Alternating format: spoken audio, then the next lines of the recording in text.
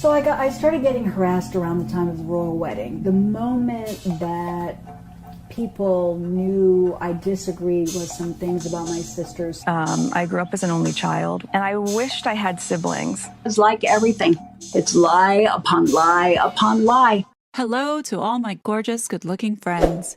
You are tuning into TRG's series covering the Markle versus Markle defamation lawsuit. If you are new to the channel, welcome. For those who are returning, thank you for coming back and supporting my work.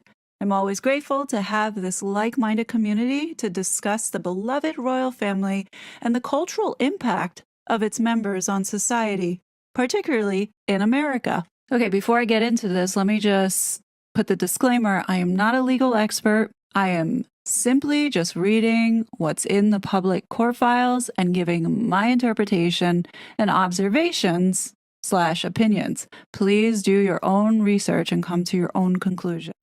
So the day has finally come, and the judge has now posted her decision and has issued the order granting Meghan Markle the motion to dismiss this case. I will be going through this in more detail, but I just want to show you initially what the conclusion was and the final order. So in the conclusion, it says, for the foregoing reasons, the court grants the motion to dismiss in full.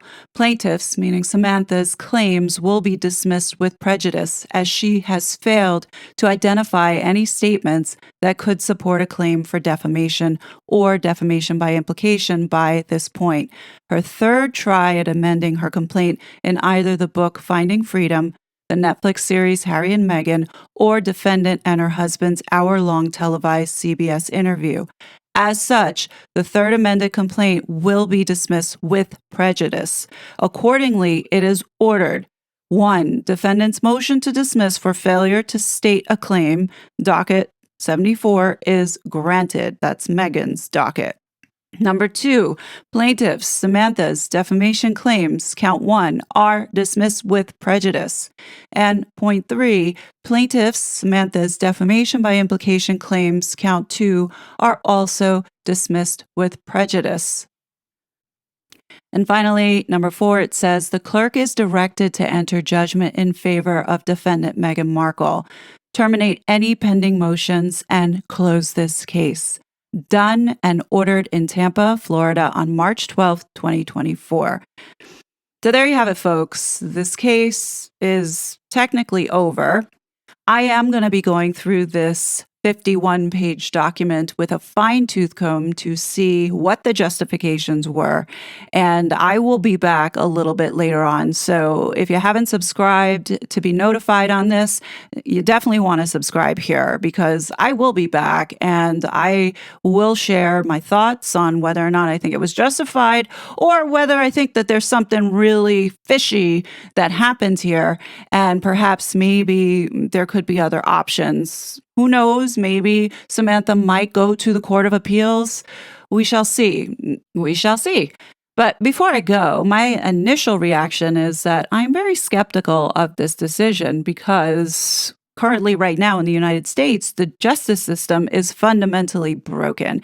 And we have seen many examples of where identity politics have taken a huge role in decisions that are being made, as well as when you look at which political side certain people are on, you almost have to think, well, if you're on the opposite side or the opposite political party, you almost have no chance because of what is in power.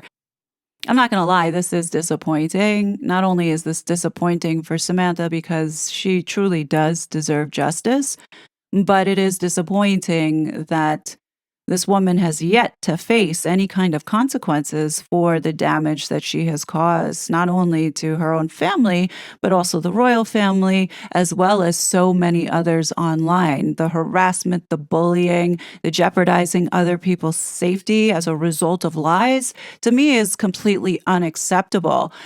I don't think that this is over yet. You know, if Samantha does choose to let this rest, which I hope she doesn't, I hope there is an opportunity to appeal this case, because there's so much wrong here.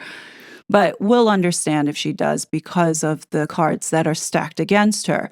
But I do see other lawsuits in the future that should be going to Meghan's way, such as with Dan Wooten. But we'll leave that for a separate topic. For now, I'm just going to leave it at that. But what do you guys think? Definitely leave your thoughts below. I will be back with more of this court case later today. So be sure that you're subscribed and you like this video, and I'll talk to you later.